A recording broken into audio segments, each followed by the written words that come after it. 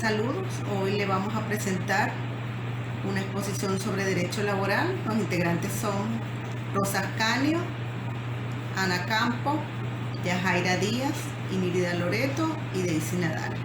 Vamos a comenzar con los antecedentes del derecho laboral. El derecho al trabajo no es muy antiguo, pero el trabajo existe desde que el hombre ocupa el mundo e incluso se habla en la Biblia específicamente en el libro de Génesis del trabajo, pero como castigo. No era una norma jurídica, sino una manera de disciplinar a nuestros primeros padres por desobediencia a Dios. No se sabía lo que significaba pacto entre trabajador y empleador. En los primeros años no existía una sociedad de consumo como la que conocemos en el día de hoy. El hombre se dedicaba a subsistir y no se colocaba en relación a la subordinación respecto a alguien. Solo tomaba lo que necesitaba de la naturaleza. Pero como el hombre necesitaba agruparse para su sobrevivencia, comenzó a organizar el trabajo de su producción excedente para intercambiarlo por otro. Así se interrelacionaba con los demás y a la vez satisfacía sus necesidades. No existe un detalle de la historia que nos muestre tal como es la evolución del trabajo. Podemos dar como ejemplo el Código de Hammurabi en Mesopotamia, donde encontramos algunas muestras basadas de hechos naturales y religiosos que posteriormente pasaron a ser limitaciones del derecho del trabajador. En la Roma clásica no existía el derecho al trabajo en el sentido técnico de la expresión, por lo tanto no era regulado, o sea, no había derecho del trabajo. Los romanos se preocupaban por desarrollar el derecho civil, pero no las otras ramas del derecho. En todo caso, la actividad principal que desarrollaban era la agricultura, pero habían otras tales como transporte, comercio, y habían unas llamadas profesiones liberales, pero en muchos casos las personas que desarrollaban estas profesiones no eran ciudadanos romanos. En la Edad Media comienza con la caída del Imperio Romano, con la invasión de los monjes católicos romanos. El fenómeno social que caracterizó esta época fue el feudalismo.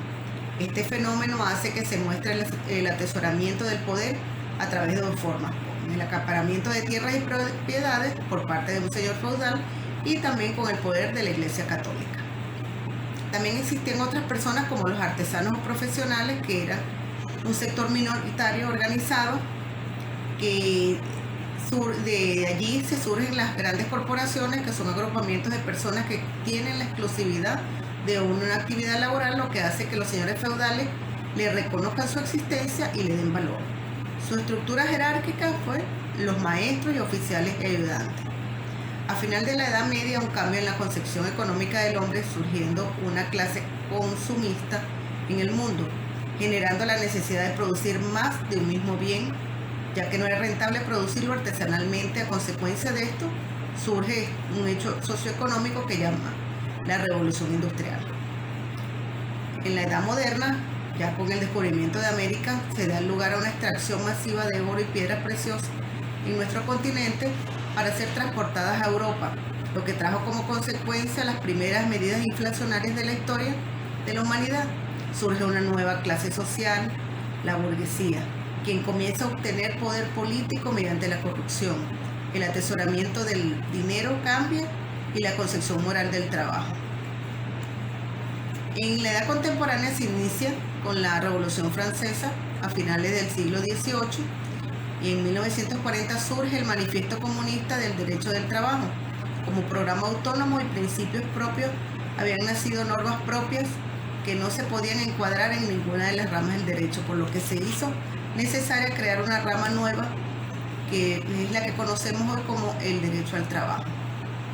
Hubo un periodo de industrialización y capitalismo con unas leyes ya destinadas a la protección de la mujer y el menor, como por ejemplo tenemos la ley argentina, la ley chilena, que establecieron como edad mínima de trabajo 14 años. Colombia, Guatemala, Perú y México regulan las jornadas del menor a un periodo nunca mayor a 6 horas ininterrumpida, y hay una prohibición de trabajo nocturno a los menores de 18 años. En Venezuela, en 1920 se promulga la primera ley del trabajo, y en 1936 la ley del trabajo y su reglamento. En 1944 se crea el Seguro Social Obligatorio. Nuestras leyes venezolanas tienen su base legal en la Constitución de la República Bolivariana de Venezuela, y la ley del trabajo la tiene en el artículo 87, que trata del derecho al trabajo, el artículo 88 de la igualdad de género, el 89 recoge la protección que brinda el Estado al trabajo y a las condiciones materiales, morales e intelectuales de los trabajadores.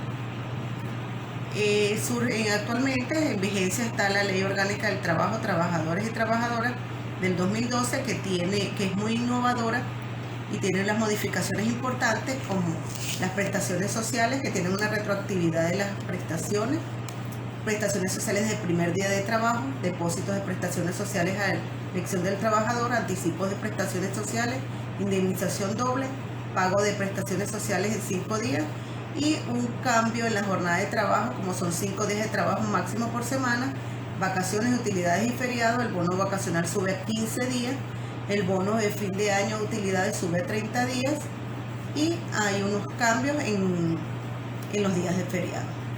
En cuanto a la protección de los padres, madres y la familia, hay un cambio en el reposo pre y postnatal, el reposo para padres, inamovilidad laboral durante el embarazo y hasta que el niño tenga 2 años, y también cubre al padre, a la madre y al padre. Reposo para los adoptantes, y también se prohíbe la tercerización. Derecho laboral. Rama diferenciada y autónoma de la ciencia jurídica, que surge para disciplinar las relaciones de la prestación subordinada y retribuida del trabajo. Ha cambiado de nombre, sin embargo, se consolida como núcleo de doctrina y sistema de norma positiva.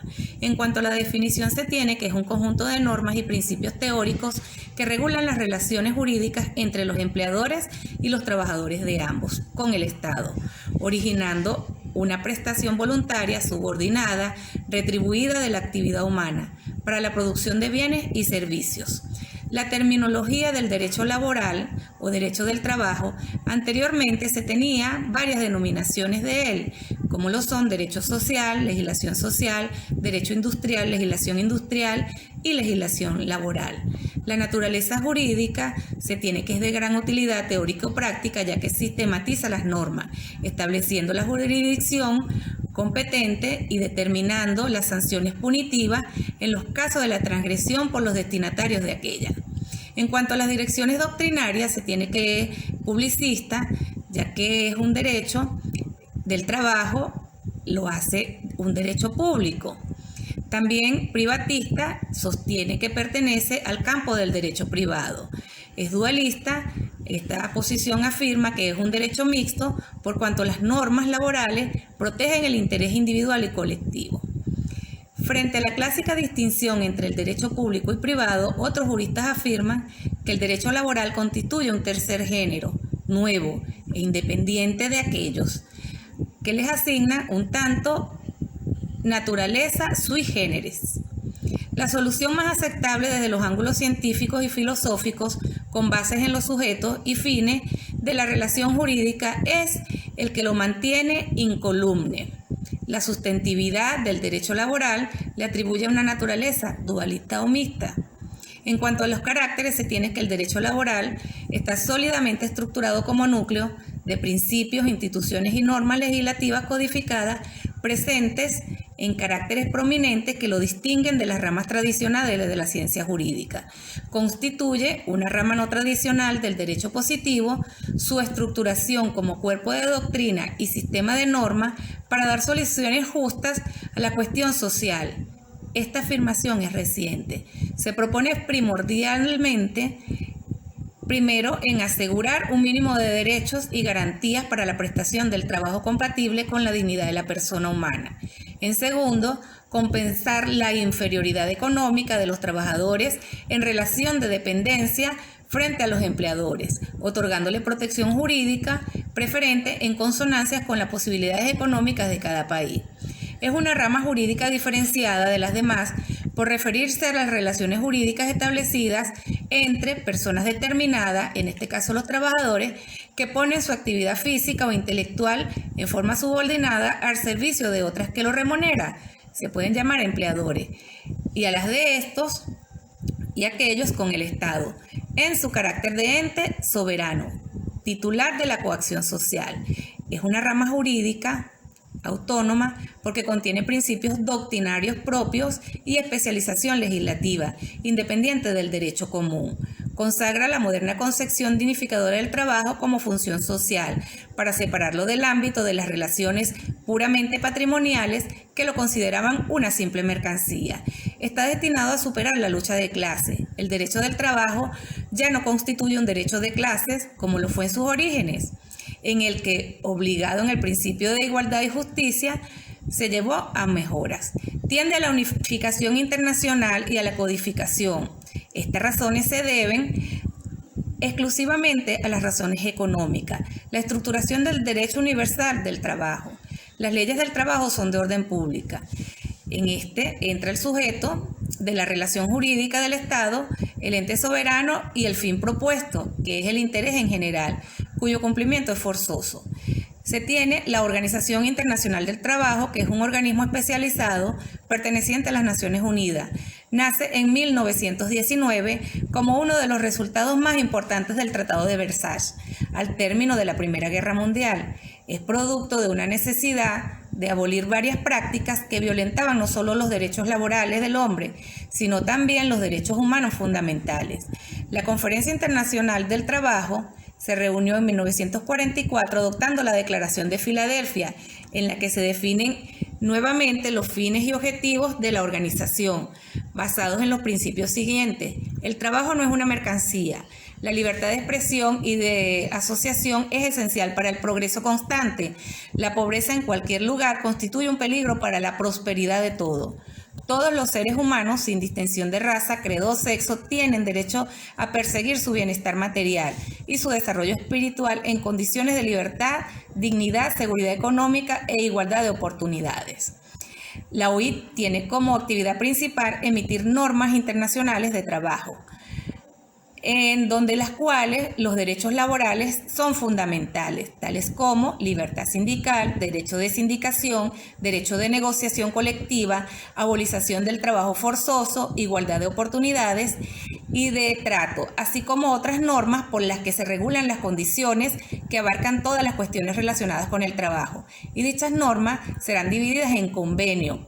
Estos son tratados internacionales sujetos a ratificación por los Estados miembros y recomendaciones que, sin ser instrumento vinculante, habitualmente versan sobre los mismos temas que los convenios, teniendo como objetivo orientar a la política y la acción de cada nación. Actualmente, la organización cuenta con 183 Estados miembros. Además de brindar capacitación, cuenta con un Instituto Internacional de Estudios Laborales en Ginebra, con 4 centros internacionales de formación en Turín, y recientemente acaban de celebrar su 100ª conferencia internacional, donde se aprobó el convenio 189 sobre la protección al trabajo doméstico. Este órgano se compone de 3 principales, como lo son la Conferencia General, que es la asamblea o el órgano legislativo de la organización, el cual se reúne generalmente una vez al año, y tiene 4 delegados correspondientes a cada Estado miembro, 2 gubernamentales, un delegado empresarial y uno de los trabajadores. La conferencia tiene como misión fundamental el establecimiento de normas sectoriales en forma de convenio o recomendaciones. Otro es el Consejo de Administración. Este es el órgano ejecutivo y de coordinación de la OIT. La misión principal es vigilar que las decisiones de la conferencia se lleven a la práctica, estableciendo la orden del día de cada reunión de la conferencia. Además, decidir las medidas que se deben tomar de acuerdo con las resoluciones que se han aprobado. Al igual que la conferencia, tiene estructura tripartita. Es compuesta por 56 miembros, 28 representantes de los gobiernos, 14 de empresarios y 14 de los trabajadores. Y por último, la Oficina Internacional de Trabajo es la Secretaría Permanente de la organización.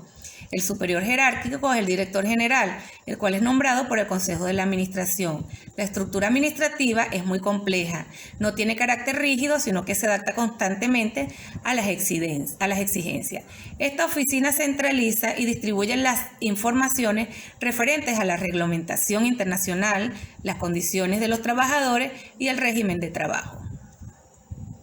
En el derecho laboral tenemos unos principios de acuerdo a la Constitución Bolivariana de Venezuela, la Ley Orgánica del Trabajo de las Trabajadoras y Trabajadores, como el principio de gratuidad. El artículo 11 de la Ley Orgánica de Trabajadores y Trabajadores nos dice que este principio busca aligerar la carga del trabajador, de cancelar cualquier tipo de arancel o pago, ya que el trabajador es débil, jurídico y contraposición del patrono, quien posee mayor fuerza económica para sostener cualquier tipo de reclamación. De igual manera, tenemos el principio de igualdad, que lo establece el artículo 21, el artículo 88 de la Constitución Bolivariana de la República de Venezuela. Igual, el artículo 20 de la Ley Orgánica del Trabajo de las Trabajadoras y Trabajadores. Señala este principio que el empleador deberá dispensar a todos los trabajadores igual trato, identifica situaciones rechazadas por todos los actos de discriminación arbitraria. Es un derecho fundamental contemplado en la Constitución Bolivariana en su artículo 21.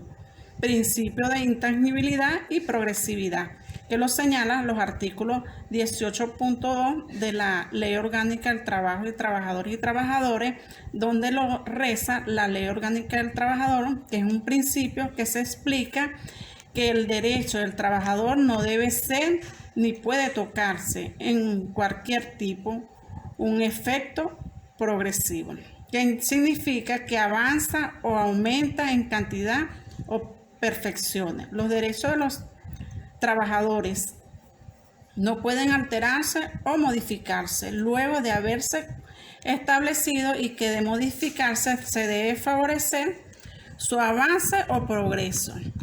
Se relaciona con el dubio pro operatorio, principio de la realidad sobre la forma. El artículo de las Constituciones Bolivarianas de Venezuela, la Ley Orgánica del Trabajo y Trabajadora, este principio dicta para la interpretación de las relaciones entre el trabajador y los patronos. Se deben tomar en cuenta que verdaderamente sucede en la realidad y no solamente lo que las partes hayan convenido entre ellas. Es decir, así ambos expresan sus voluntades en un contrato, pero la realidad es otra. Prevalecerá esta última y es la que tendrá efecto.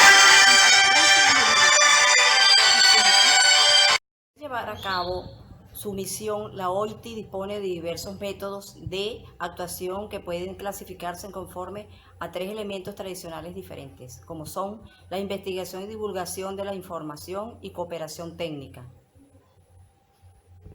La actuación normativa es desarrollada a través de convenios, recomendaciones y resoluciones.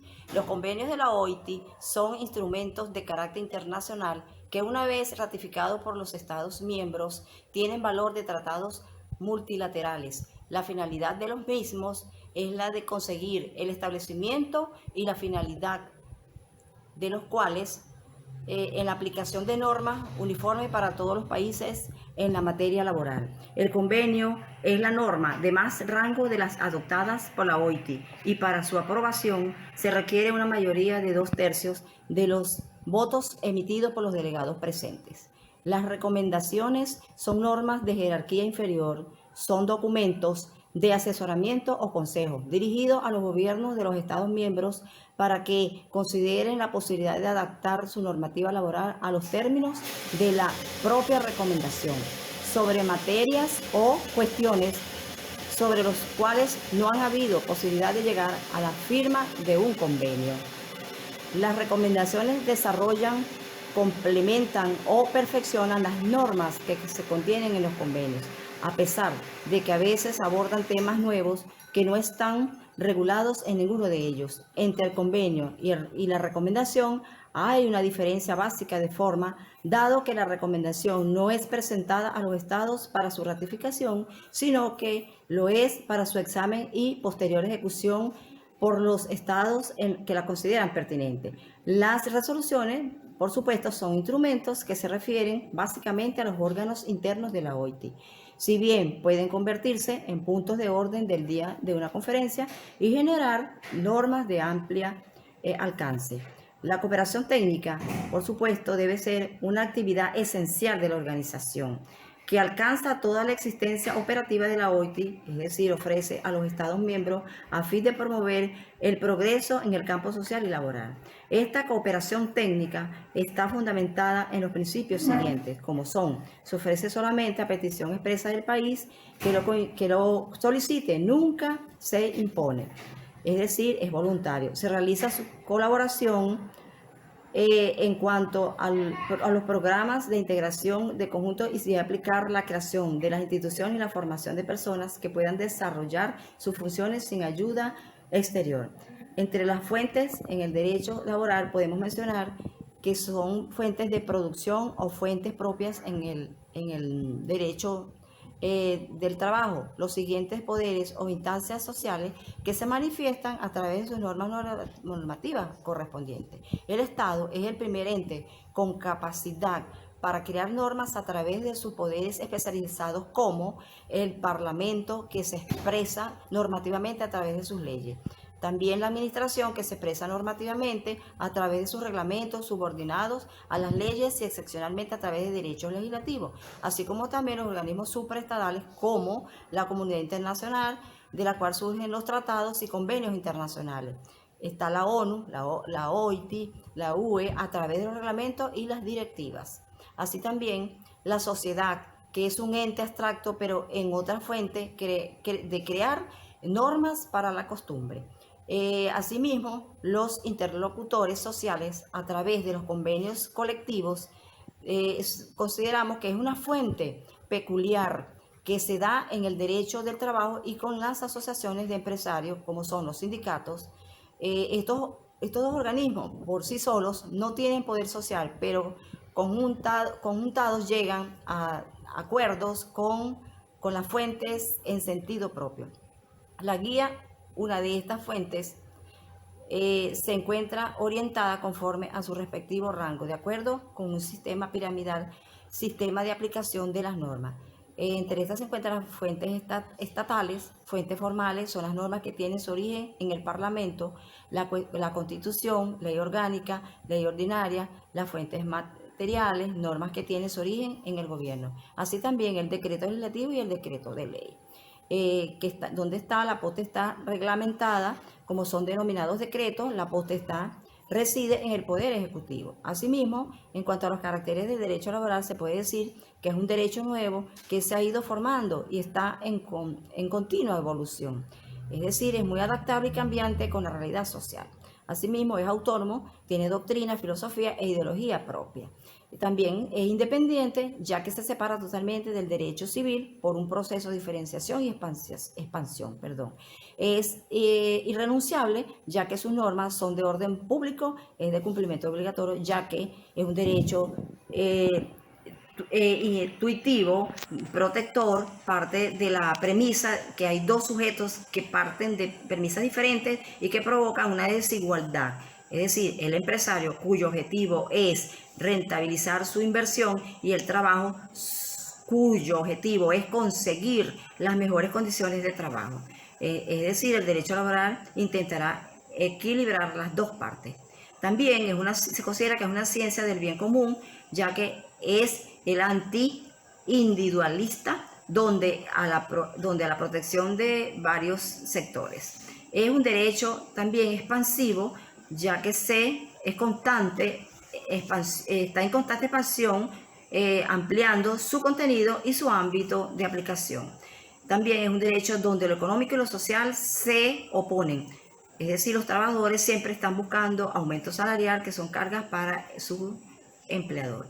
También es un derecho donde hay distancia entre la teoría y la práctica, es decir, la legislación avanza, pero hay inobservancia de su contenido.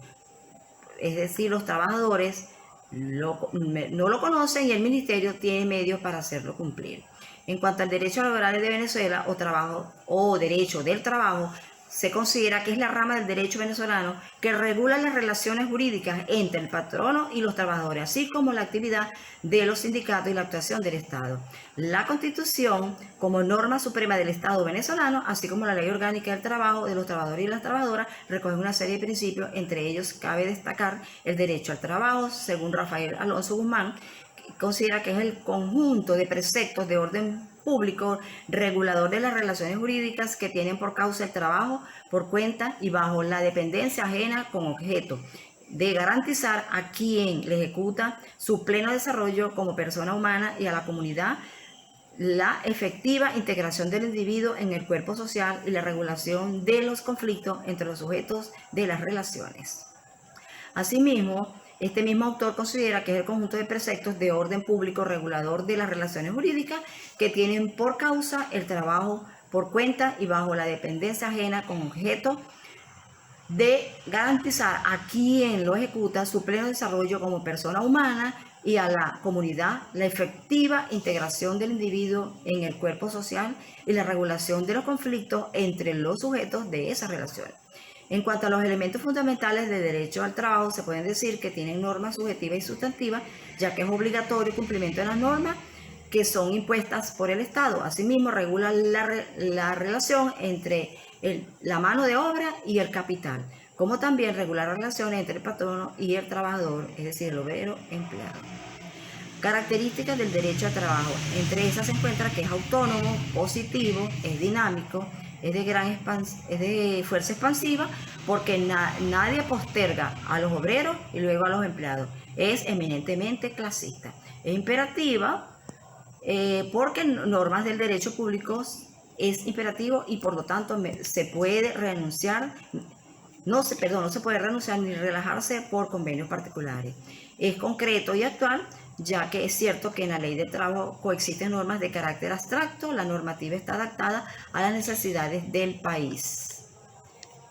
En cuanto a los principios del derecho laboral, se encuentra la regla in dubio pro operario, todas las normas jurídicas aplicables a las relaciones del trabajo en caso de duda en cuanto a su sentido y alcance, deben ser interpretadas en la forma que resulte más beneficiosa para el trabajador. En cuanto a la regla de norma más favorable, implica un trabajo de la manera tradicional de entender el principio de la jerarquía normativa. En efecto, el vértice de la pirámide de la jerarquía de las normas laborales será ocupado por la norma más favorable al trabajador de entre todas las diferentes normas en vigor.